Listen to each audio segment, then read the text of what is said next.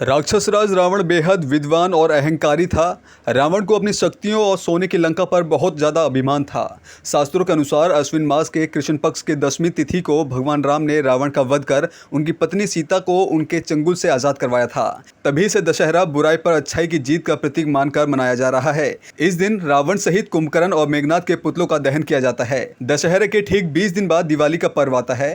कहते हैं कि इस दिन भगवान राम 14 साल का वनवास काटकर अयोध्या वापस लौटे थे।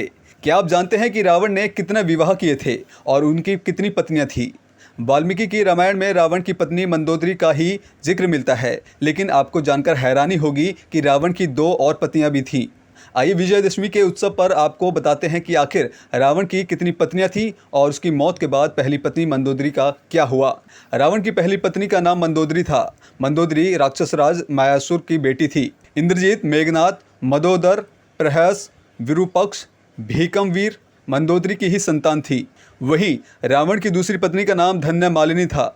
धन्यमालिनी ने अतिक्य और त्रिशिरा नाम के 2 पुत्रों को जन्म दिया था। मंदोदरी और धन्यमालिनी के अलावा रावण की एक तीसरी पत्नी भी थी।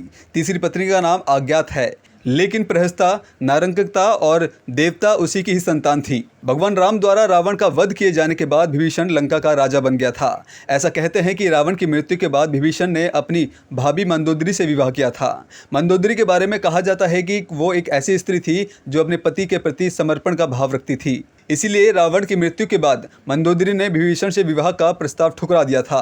वह विभीषण के राजपाट से खुद को अलग भी कर चुकी थी, लेकिन कुछ समय बाद उन्होंने विभीषण से विवाह स्वीकार कर लिया था।